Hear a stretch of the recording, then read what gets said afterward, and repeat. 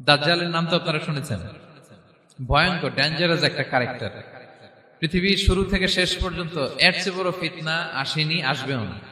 দাজ্জালের ফিতনা। সে তার এক চোখ থাকবে, আরেক চোখ এরকম বন্ধ থাকবে, এখানে লেখা থাকবে কাফারা। কোনোভাবেই তাকে দমানো যাবে না, হত্যা করা যাবে না। আল্লাহ নবী ঈসা আলাইহিস সালাম তাকে হত্যা করবেন। তো যে ব্যক্তি সূরা কাহাফ তেলাওয়াত করবে, সূরা কাহাফের প্রথম 10 আয়াত বিশেষ করে মুখস্থ রাখবে, আল্লাহ তাআলা উসিমা মিন ফিতনাতিদ দাজ্জাল, দাজ্জালের ফিতনা থেকে তাকে বাঁচাবেন। সূরা কাহাফের মধ্যে একটা শব্দ আছে ওয়ালিয়াতালাত্তাফ। যারা কোরআন পড়েছেন দেখে থাকবেন, না দেখলে আজকে বাসায় যে দেখবেন, একটা শব্দ আছে ওয়ালিয়াতালাত্তাফ। দেখবেন কোরআনের মধ্যে এই শব্দটা বোল্ড করা, মোটা কালি দিয়ে লেখা, bold. This is the middle of the holy Quran. এটা কোরআনের একেবারে মাঝখানে এই শব্দটা। এর আগে যত আয়াত, তারপরে ঠিক তত আয়াত। সুবহানাল্লাহি বিহামদিহি। This is the middle of the holy Quran, এবং এটা সূরা কাহাফের মধ্যে আছে ওয়ালিয়াতালাত্তাফ শব্দটা আপনারা দেখবেন। এবং এই সূরাটা নবুয়তির ৫ম বৎসরে নাজিল হয়েছিল, আবিসিনিয়াতে, হিজরতের পূর্বে। তখন সাহাবীদের উপর, মুসলিম সাহাবাদের উপর কঠিন অত্যাচার চলতেছিল, ভয়ঙ্কর ধরনের অত্যাচার। তো এই সূরাটা নাজিল করে আল্লাহ তাআলা আমাদেরকে সান্ত্বনা দিলেন এবং বুঝাতে চাইলেন এই অত্যাচার, এই জুলুমের শিকার শুধু তোমরাই হচ্ছ না, এর আগেও হয়েছে অনেকে। 7 জন যুবক ছিল রোমান সাম্রাজ্যে, তারা তাদের ঈমান বাঁচানোর জন্য এরকম কষ্টের শিকার হয়েছিল, এবং তারা যে স্বপ্ন দেখেছিল সেই স্বপ্ন আল্লাহ তাআলা বাস্তবায়ন করেছেন। তো এই ঘটনাগুলো শুনিয়ে বেসিক্যালি মক্কার যে মুসলিম সাহাবারা, তাদেরকে আল্লাহ তাআলা সান্ত্বনা দিচ্ছিলেন যে ফ্রাস্ট্রেটেড হওয়ার কিছু নেই। ওয়ালা তাহিনু ওয়ালা তাহজানু ওয়া আনতুমুল আ'লাউনা ইন কুনতুম মুমিনিন। হতাশ হবে না, চিন্তিত হবে না, বিজয় তোমাদেরই হবে যদি তোমরা মুমিন হও, যদি তোমরা বিশ্বাসী হও, তোমাদের ঈমানের দাবিতে যদি তোমরা সত্যবাদী হও। এই সূরাটা নাজিলের একটা প্রেক্ষাপট আছে। মক্কার কুরাইশরা কোনোভাবেই যখন রাসূল সাল্লাল্লাহু আলাইহি ওয়াসাল্লামকে দমাতে পারছিল না, তখন তারা প্ল্যান করলো যে আমরা মদিনাতে যে মদিনার ইহুদিদের কাছ থেকে কিছু জেনে আসি। কারণ মক্কাবাসীদের নবী, রাসূল, ওহী, আখিরাত এগুলোর ব্যাপারে কোনো ধারণা ছিল না।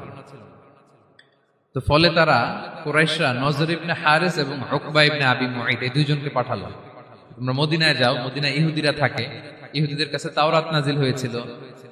They have idea regarding prophets and আখিরাত, আখিরাত কি, নবী কি, এগুলোর আইডিয়া তাদের আছে। তো তাদের দুইজনকে পাঠালো যে তোমরা যে তাদের জিজ্ঞেস করো যে আমাদের জ্ঞাতি ভাইদের মধ্যে থেকে একজন তো নবী দাবি করে, সে কি আসলেই নবী কিনা, আমরা কিভাবে বুঝবো? তো যেই চিন্তা সেই কাজ, তারা গেল মদিনাতে, মক্কা থেকে মদিনায়, যে খুলে বললো যে আমাদেরই এক ছেলে, আমাদেরই এক লোক বয়স 40 হওয়ার পর থেকে বলে আমি নবী, আমার কাছে ওহী আসে, আল্লাহ আমার কাছে বাণী পাঠায়, আর তিনি আমাকে বাণী বাহক করে পাঠিয়েছেন তোমাদের কাছে। এটা আসলে সত্য কিনা, আমরা একটু কনফিউশনে আছি। তো ইহুদিরা বলল তোমরা যে তাকে 3টি প্রশ্ন করবে, যদি উত্তর দিতে পারে বুঝবে সত্য নবী। 1 নম্বরে জিজ্ঞেস করবে যে মুহাম্মদ বলো তো আসহাবে কাহাফ কারা, আসহাবে কাহাফ সম্পর্কে তোমরা কি জানো? যে সূরাটার নাম সূরাতুল কাহাফ। কাহাফ মানে হচ্ছে কেইভ, গুহা, মানে গুহাবাসী। 7 জন যুবক এই গুহার ভিতরে আশ্রয় নিয়েছিল ঈমান বাঁচানোর জন্য। মুহাম্মদ তুমি যদি সত্য নবী হও বলো এই ঘটনাটা কি। 2 নম্বরে তাকে জিজ্ঞেস করবে জুলকারনাইন বাদশা সম্পর্কে কি জানে, সে কিছু জানে কিনা। 3 নম্বর তাকে জিজ্ঞেস করবে মা হুয়া রূহ, রূহ কি, যে রূহটা দেহে ঢুকলে মানুষ নড়ে চড়ে, প্রাণবন্ত একটা অ্যানিমেশন থাকে, এটা বের হয়ে গেলে সে ডেড বডি, লাশ হয়ে পড়ে থাকে। What is the origin of রূহ, স্পিরিট। এই 3টা প্রশ্নের উত্তর যদি জানে তাহলে আসলেই সে সত্য নবী। তারা এসে জিজ্ঞেস করলো মুহাম্মদ বলো আসহাবে কাহাফ কারা, বলো জুলকারনাইন কে, বলো রূহ কি। এই 3টা প্রশ্নের উত্তর যদি করতে পারো তাহলে বুঝবে তুমি সত্য নবী। রাসূল সাল্লাল্লাহু আলাইহি ওয়াসাল্লাম বললেন ঠিক আছে যাও, আগামীকাল উত্তর বলে দেব। তিনি ইনশাআল্লাহ বলতে ভুলে গেলেন। রাসূল সাল্লাল্লাহু আলাইহি ওয়াসাল্লামের ধারণা ছিল প্রতিদিনই তো জিবরাইল কোরআনের আয়াত নিয়ে আসে, তো তারই ধারাবাহিকতায় আগামীকাল আসবে, আমি জিজ্ঞেস করে নিব এই 3টা প্রশ্নের উত্তর। তারপরের দিন সবাই এসে হাজির, কিন্তু জিবরাইল আলাইহিস সালাম আসেনি। রাসূল সাল্লাল্লাহু আলাইহি ওয়াসাল্লাম একটু বিব্রতকর পরিস্থিতিতে বললেন। তারা বলল তুমি তো আজকে অ্যাপয়েন্টমেন্ট দিয়েছো, ডেট দিয়েছো, বলো উত্তর বলো। রাসূল সাল্লাল্লাহু আলাইহি ওয়াসাল্লাম বলল আজকে না, আগামীকাল বলে দিলাম। রাসূল সাল্লাল্লাহু আলাইহি ওয়াসাল্লাম ইনশাআল্লাহ কথাটা আর মনে করতে পারতেছেন না। এরপরের দিনও তারা এসে হাজির, কিন্তু রাসূল সাল্লাল্লাহু আলাইহি ওয়াসাল্লাম উত্তর দিতে পারতেছেন না। তারপরের দিন এভাবে পিছাচ্ছেন, রাসূল সাল্লাল্লাহু আলাইহি ওয়াসাল্লাম ডেট দিচ্ছেন না। এভাবে 1 দিন 2 দিন 3 দিন না, 15 দিন। কয় দিন? এদিকে তো এই প্রশ্নের উত্তর জানার জন্য এখন একজন দুজন আসে না, দলে বলে কাফিররা আসে। কারণ রাসূল সাল্লাল্লাহু আলাইহি ওয়াসাল্লামকে এখানে অপমান করা যাচ্ছে, ছোট করা যাচ্ছে, হেয় করা যাচ্ছে। তারা এসে হাসাহাসি করে। আবু বকর, ওমর রাদিয়াল্লাহু আনহুকে বলে, দেখো তোমরা না বলছো সত্য নবী, উনি সত্য নবী হলে তো প্রথম দিন উত্তর দিয়ে দিতে পারতো, পারে না কেন? এটা থেকে বোঝা যাচ্ছে তিনি আসলে মিথ্যাবাদী। 15 দিন রাসূল সাল্লাল্লাহু আলাইহি ওয়াসাল্লামের জন্য এত বিব্রতকর পরিস্থিতি আর ছিল না। 15 দিন পর আল্লাহ তাআলা আয়াত নাযিল করলেন, ওয়ালা তাকুলান্না বিশাইইন ইন্নী ফাইলুন যালিকা গাদা ইল্লা আইয়াশা আল্লাহ। অর্থাৎ হে নবী, ভবিষ্যতের কোনো কাজে যখন ওয়াদা দিবেন, কমিটমেন্ট করবেন, আপনি আইয়াশা আল্লাহ মানে ইনশাআল্লাহ বলা ছাড়া কখনো দিবেন না। রাসূল সাল্লাল্লাহু আলাইহি ওয়াসাল্লামকে শিক্ষা দেওয়ার মধ্য দিয়ে বেসিক্যালি আল্লাহ তাআলা গোটা মুসলিম উম্মাহকে শিক্ষা দিলেন, আমাদেরকে শিক্ষা দিলেন, যাতে আমরা ভবিষ্যতের কাজে আগে ইনশাআল্লাহ বলি। তো রাসূল সাল্লাল্লাহু আলাইহি ওয়াসাল্লাম লেসনটা পেলেন। এরপর আল্লাহ তাআলা উত্তর জানিয়ে দিলেন, আম হাসিবিতা আন্না আসহাবাল কাহফি ওয়ার রহিম কানু মিন আয়াতিনা আজাবা। টানা 2 পৃষ্ঠা উত্তর দিলেন আসহাবুল কাহফ কারা। তাওরাত, জাবুর, ইনজিলে কোথাও এত বিস্তারিত উত্তর নাই আসহাবে কাহফের ব্যাপারে। আল্লাহ তাআলা আল কাহফ, সূরাতুল কাহফ নামে গুহাবাসীদের নামে একটা সূরা দিলেন, বিস্তারিত 2 পৃষ্ঠায় বর্ণনা করলেন তারা কারা। কুরাইশরা তো তাআজ্জুব বনে গেল, ঘটনা কি, মুহাম্মদের উত্তর কিভাবে জানলো? সে তো কারো কাছে পড়ে নাই, লেখে নাই, এই দেশের বাইরেও কোথাও যায় নাই। দ্বিতীয় প্রশ্ন ছিল যুলকারনাইনকে আল্লাহ আয়াত নাযিল করলেন, ওয়াসআলুনাকা আন যিলকারনাইন কুল সাআতলু আলাইকুম মিনহু যিকরা। টানা আল্লাহ তাআলা প্রায় 1.5 পৃষ্ঠা, 1 পৃষ্ঠারও বেশি যুলকারনাইনের ঘটনা শোনালেন। আর রূহের কথা শোনালেন সূরা আল ইসরাতে, ওয়াসআলুনাকা আনির রূহ কুলির রূহু মিন আমরি রাব্বি ওয়া মা উতীতুম মিনাল ইলমি ইল্লা কালিলা।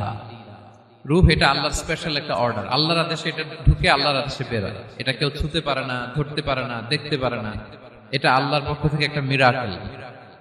3টা প্রশ্নের উত্তর যখন আল্লাহ তাআলা দিয়ে দিলেন, রাসূল সাল্লাল্লাহু আলাইহি ওয়াসাল্লাম তাদেরকে সাবলীল ভাষায় শুনিয়ে দিলেন। তারা অবাক হয়ে গেল।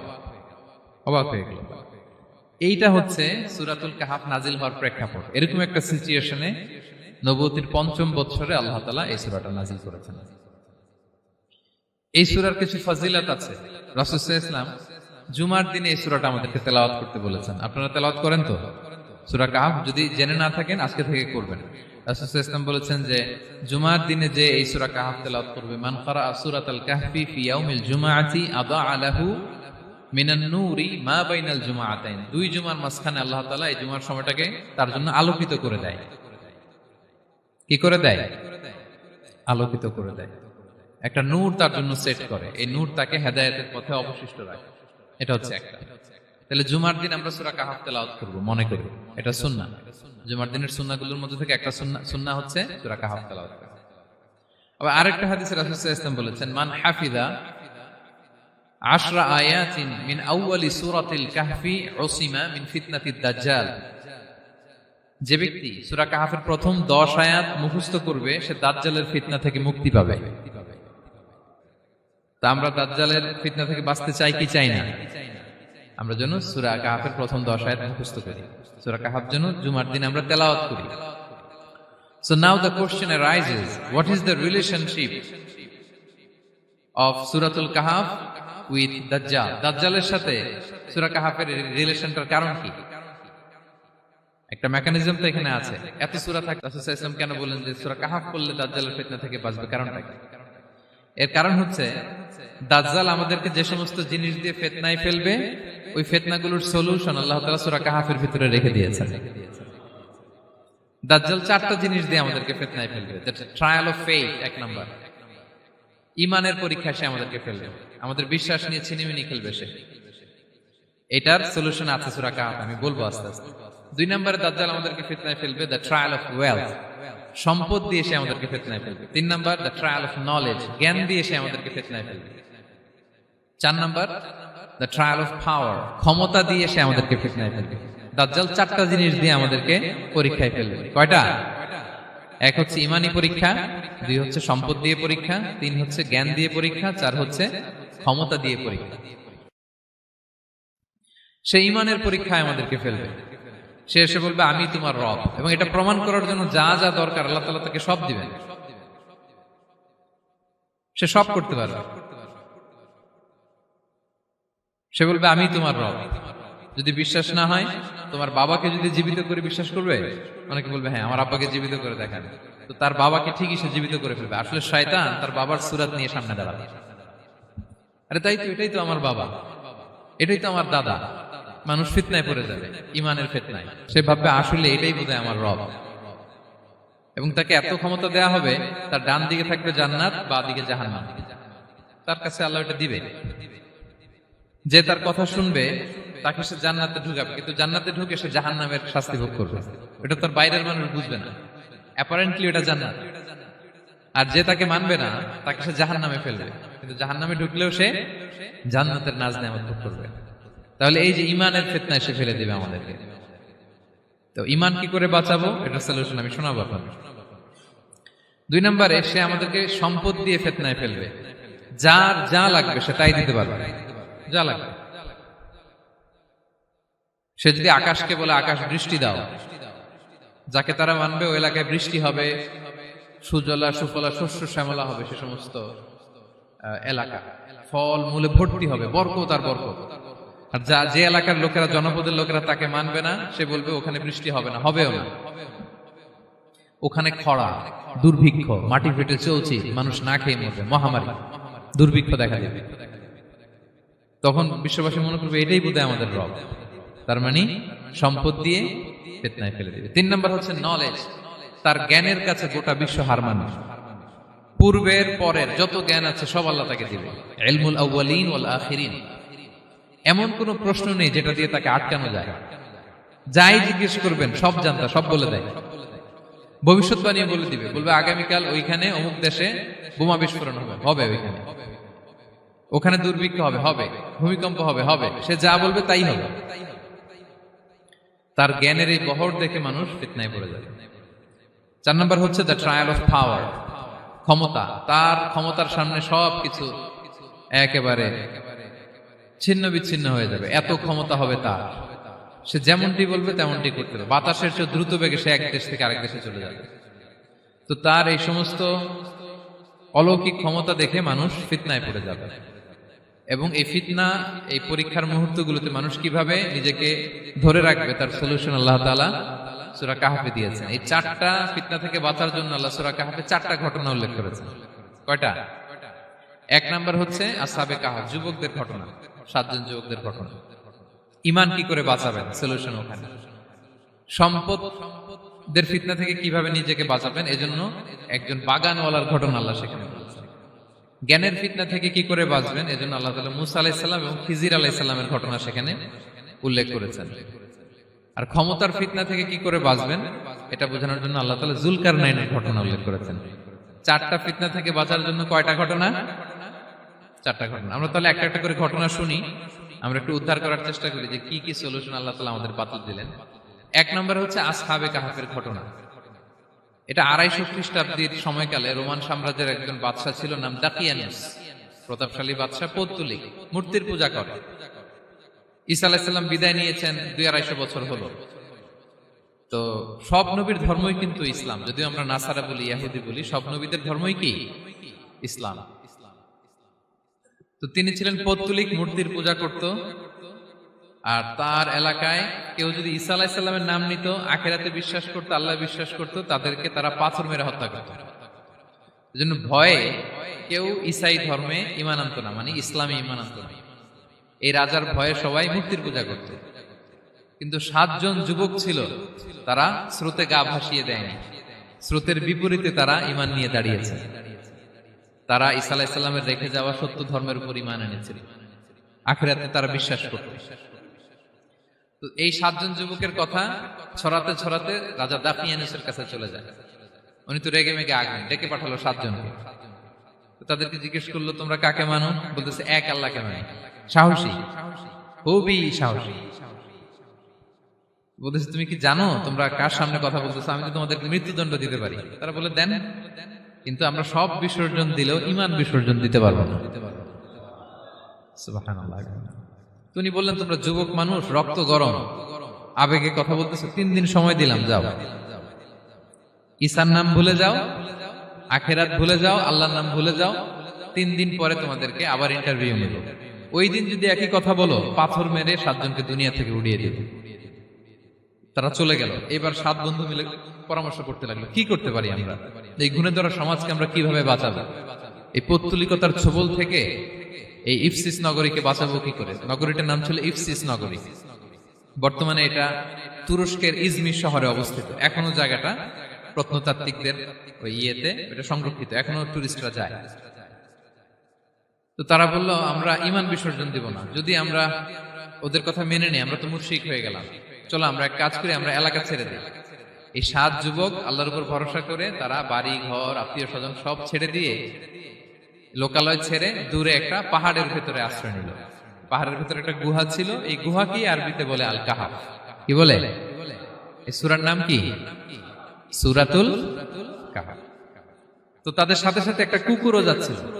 তারা বারবার তাড়িয়ে দেওয়ার চেষ্টা করতেছিল কুকুরটাকে, যাতে না যায়, কিন্তু কুকুর শুধু কান্না করে তাদের সাথে যাওয়ার জন্য ঘেউ ঘেউ করতেছিল।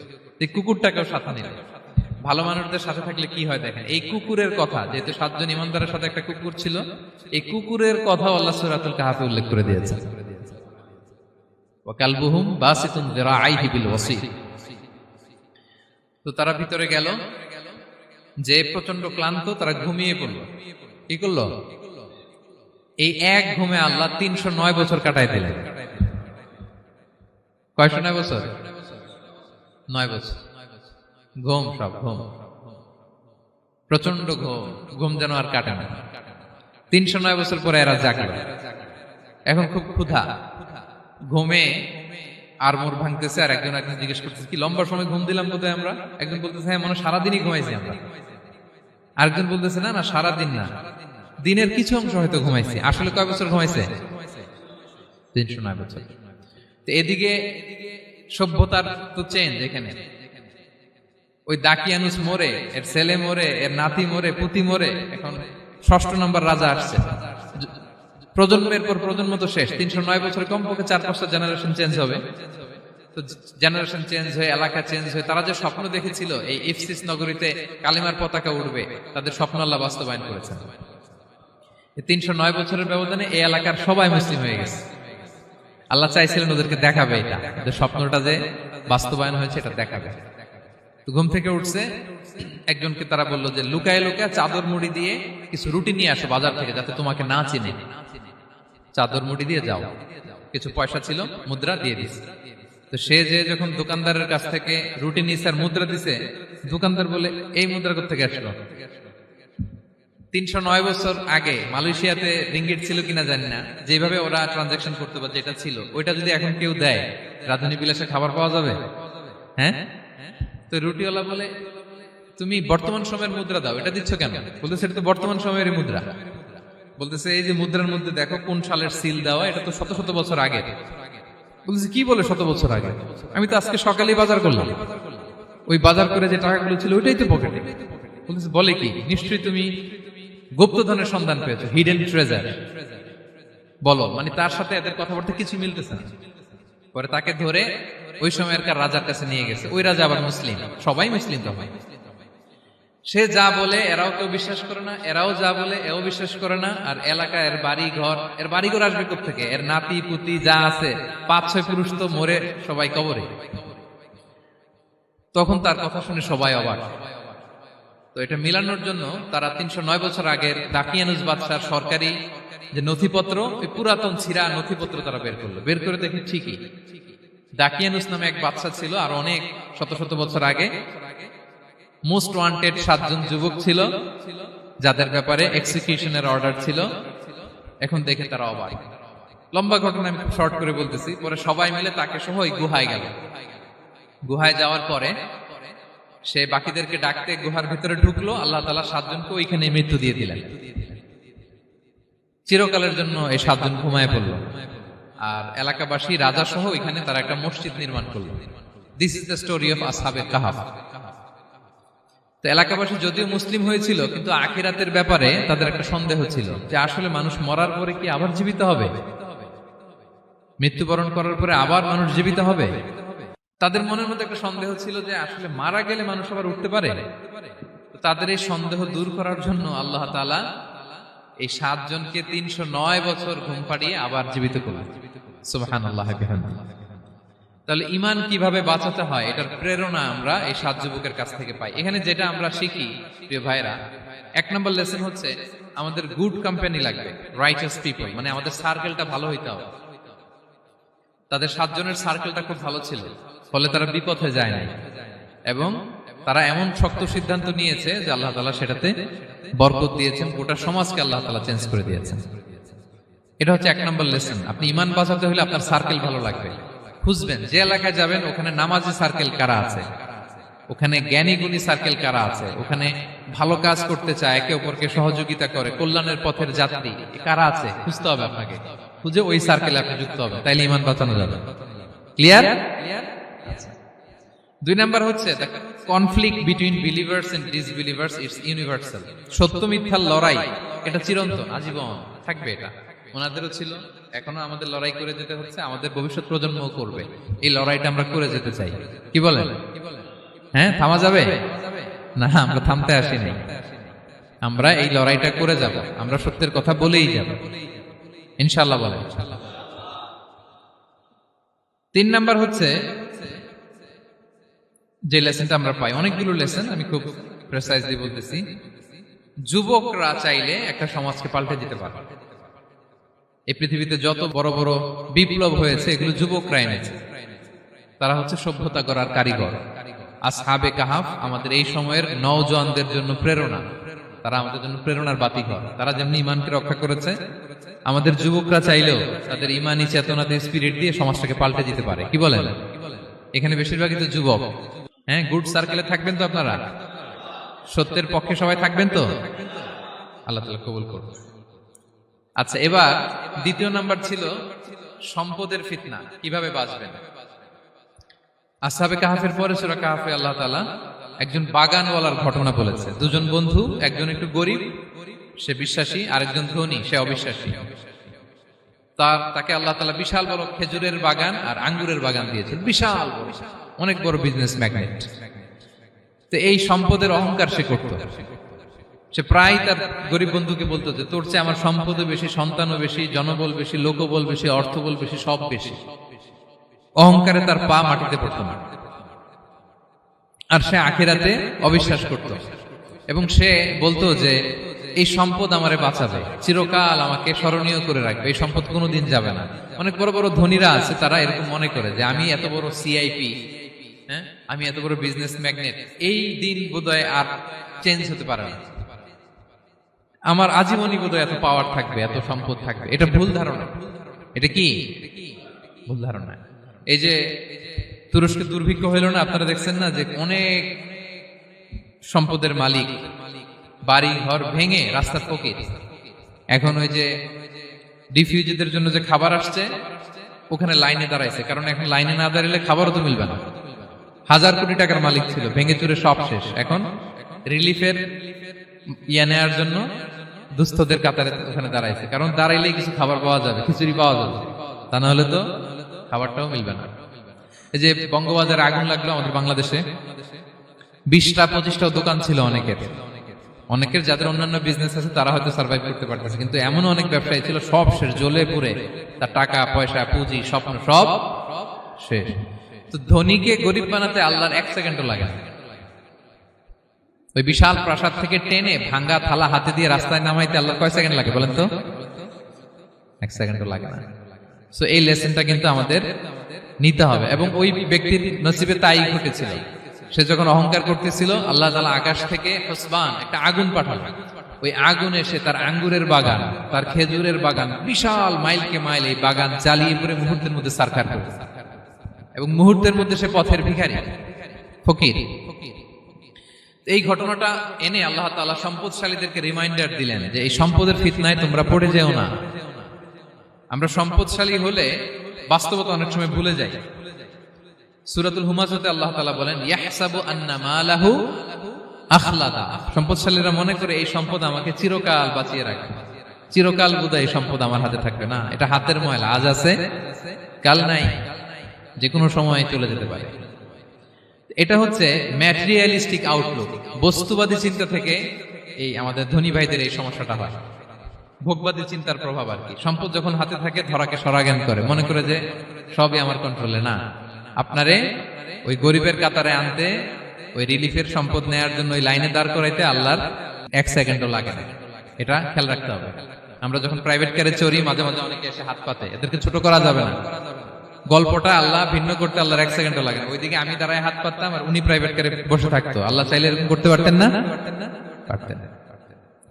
তো এখান থেকে আমাদের জন্য শিক্ষা হচ্ছে, সম্পদ এটা ক্ষণস্থায়ী, আজ আছে কাল নাই।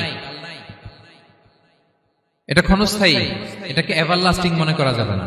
এভারলাস্টিং হচ্ছে আখিরাত।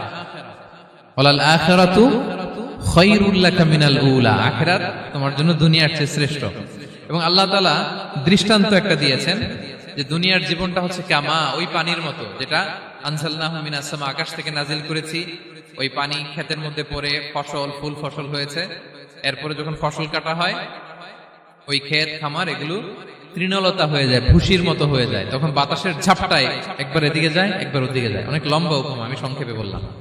তো শেষ আউটপুটটা হচ্ছে এটা, সম্পদ এটা মুহূর্তেই চলে যেতে পারে। সম্পদ উপার্জন জায়েজ আছে, মুসলিমরা সম্পদ উপার্জন করতে পারবে, কোনো অসুবিধা নাই। আপনি যদি ধনী হন এটা ভালো, ফলে আপনি যাকাত দিতে পারবেন, অসহায় দুস্থদের সহায়তা করতে পারবেন, কন্ট্রিবিউট করতে পারবেন। আপনি সম্পদ হাতের মুঠোয় নেবেন, কন্ট্রোল করবেন, কিন্তু এই দিকে স্থান দিবেন না। দ্যাটস ইট, তাহলেই হবে।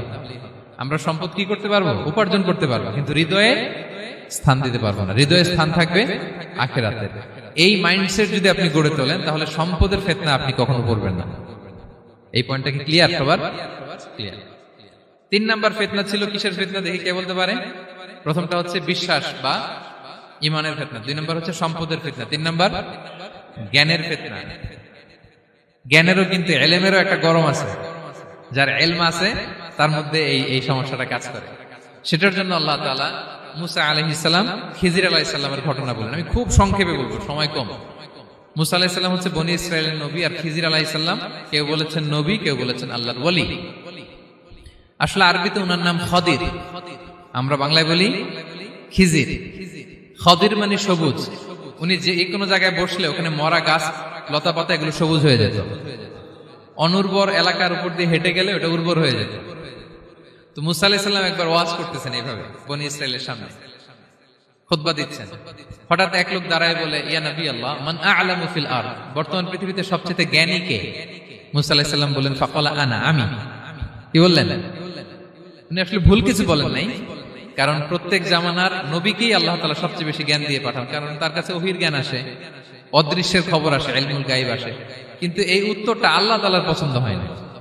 আল্লাহ তাআলা চাচ্ছিলেন মুসা যদি বলতো আল্লাহ তাআলাই জানে কে জ্ঞানী বা আল্লাহই সবচেয়ে জ্ঞানী, এরকম হলে ভালো হতো। কিন্তু মুসা আলাইহিস সালাম কি বলছে? আমি।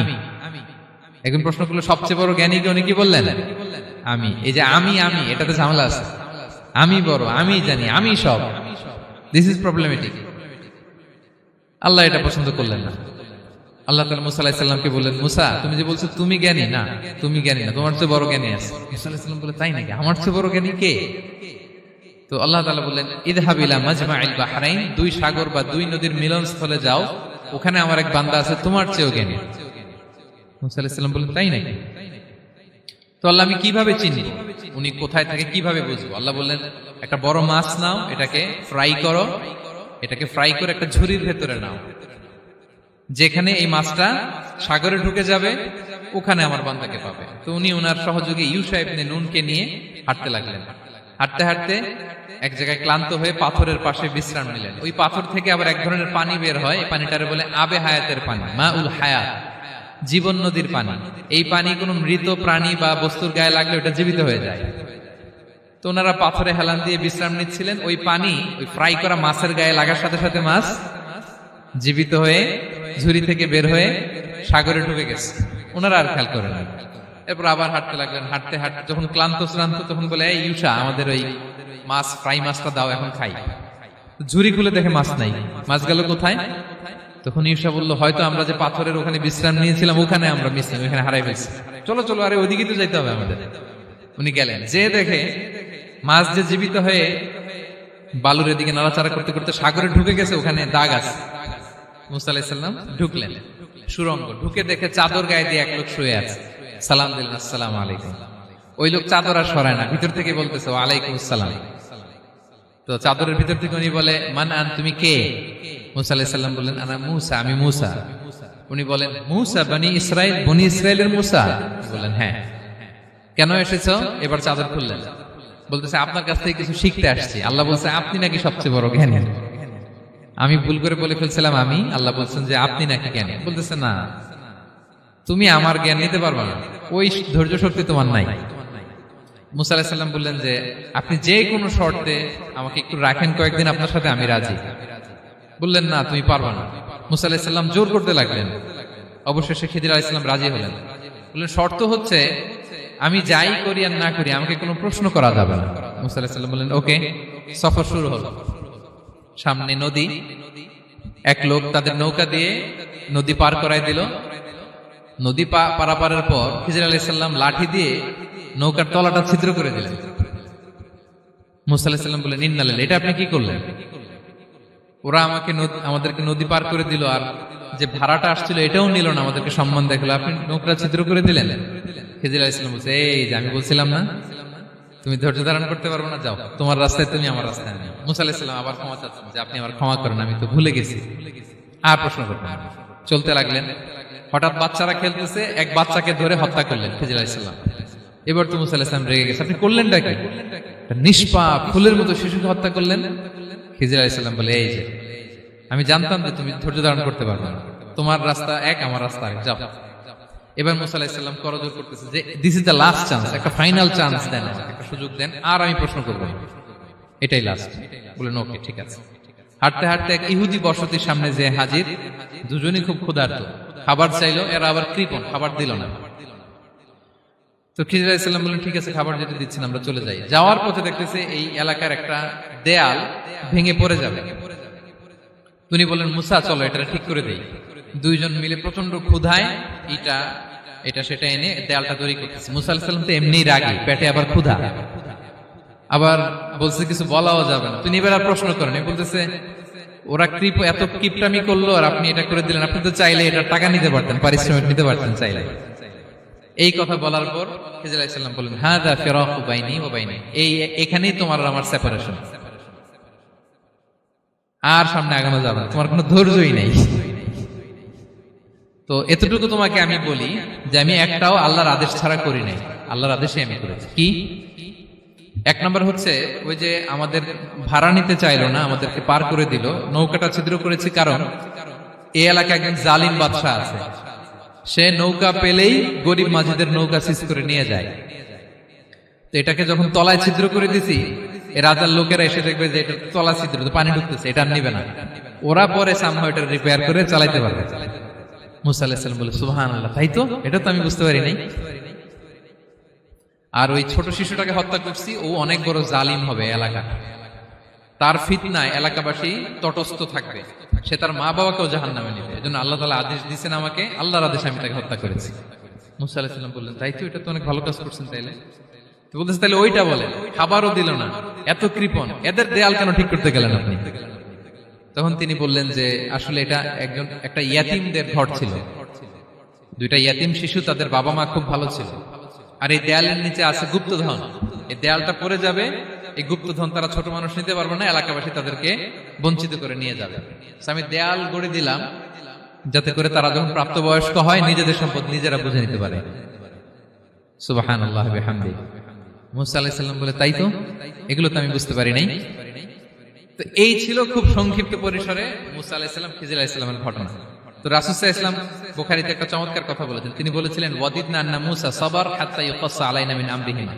রাসূল সাল্লাল্লাহু আলাইহি ওয়াসাল্লাম বলেছিলেন ইস, আমার ভাই মুসা যদি আরেকটু ধৈর্য ধরতো তাহলে আরো কিছু অজানা তথ্য আমরা জানতে পারতাম। এখান থেকে, এই ঘটনা থেকে আমরা কি শিখলাম? প্রথম যেটা আমরা শিখলাম, জ্ঞান নিয়ে বড়াই করতে নেই, ঠিক কিনা? জানার কোনো শেষ নেই, জাননেওয়ালার উপরও জাননেওয়ালা আছে, জ্ঞানীর উপরও জ্ঞানী আছে। আপনি কিছু জেনেই মনে করবেন না আমি সব জানি, আপনার চাইতেও বেশি জ্ঞানী অনেকে আছে। অনেক সময় বক্তার চাইতেও শ্রোতারা অনেক জ্ঞানী। হয়তো এখানে এমন অনেক জ্ঞানী লোক আছে যার ধারে কাছেও আমরা কেউ নেই, হতে পারে। সো আমি সব জানি, এটা ভুল, এটা শয়তান বলে। এটা কে বলে? শয়তান বলে। আবু নাওয়াস একটা কবিতা লিখেছেন, ওয়াকুল লিমান ইয়াদঈ ফিল ইলমি ফালসাফাতান হাবাসতা শাইআন ওয়া গাবাত আনকা আশিয়াউ। কেউ যদি বলে আমি সব জানি, তুমি তাকে বৃদ্ধাঙ্গুলি দেখিয়ে বলো আপনি কিছুই জানেন না, আপনি অল্প কিছু জেনেছেন, জানার এখনো অনেক বাকি।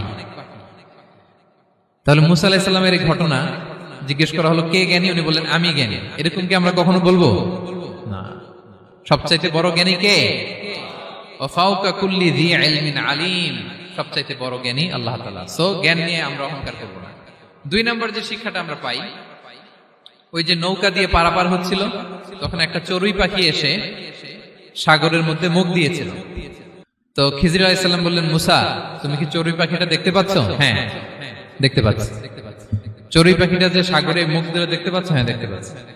তখন খিজির আলাইহিস সালাম বললেন, চড়ুই পাখিটা সাগরে মুখ দিয়ে পানি খাওয়ার পরে চড়ুই পাখির ঠোঁটে বা চঞ্চুতে যতটুকু পানি লেগে আছে, এই পানিটা হচ্ছে তোমার আমার এবং মহাবিশ্বের আমাদের সকলের জ্ঞান, আর এই মহাসাগরের সকল পানি হচ্ছে আল্লাহ তাআলার জ্ঞান। আল্লাহ তাআলা বলেছেন, ওমা উতিতু মিনাল ইলমি ইল্লা কালিলা, আমি তোমাদেরকে একেবারে অল্প জ্ঞান দিয়েছি, একেবারে অল্প। এই রহস্যে ঘেরা এই মহাবিশ্বের অনেক কিছু আমাদের অজানা। প্রিয় ভাইরা, আমরা অনেক কিছু জানি না, আমাদের এই লিমিটেড নলেজ এগুলো ধরে না, তারপর আমরা জ্ঞানের বড়াই করি। আপনারা উপমাটা বুঝতে পারছেন? একটা নৌকা থেকে চড়ুই পাখি ঠোঁট দিয়ে পানি খাচ্ছে, পানি খাওয়ার পরে স্বভাবতই চড়ুই পাখির ঠোঁটে একটু পানি তো লাগবে।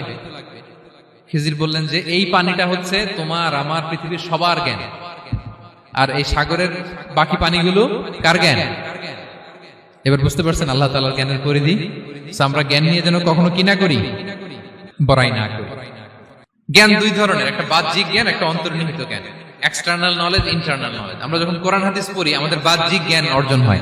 কোরআন হাদিস পড়লেই আপনি জ্ঞানী হয়ে যান। এটা কোরআন হাদিস পড়তে হয়, এটা ডাইজেস্ট করতে হয়, এটার উপর আমল করতে হয়। এই জ্ঞান অর্জন শেষে এরপরে আল্লাহর প্রিয় বান্দাদেরকে আল্লাহ অন্তরে ইলমের নূর দেন, ইলহাম দেন। That is the knowledge, that is the pure knowledge. আপনি হাফেজে কোরআন হয়ে ভাবেন না আপনি সব জানেন, আপনি বুখারী মুখস্থ করে ভাবেন না সব জানেন। এই সব জ্ঞান অর্জন করার পরে ইলমের নূর হাসিল হয়, সেটা আল্লাহ সবারে দেয় না। সো এই অন্তর্নিহিত জ্ঞান, দূরদৃষ্টি, farsightedness, that is the pure knowledge. এটার জন্য বছরের পর বছর, যুগের পর যুগ সাধনা করতে হয়। সেটার জন্য এই জ্ঞান অর্জনের জন্য 3টা জিনিস করতে হয় ইলমের নূর অর্জনের জন্য। কয়টা?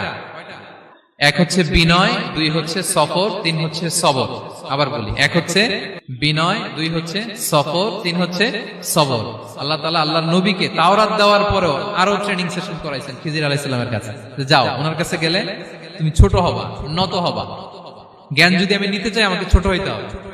ধরেন একটা গ্লাস থেকে একটা খালি গ্লাসে পানি ঢালবো, তো যেটাতে নেওয়া হবে এটা উপরে থাকলে হবে?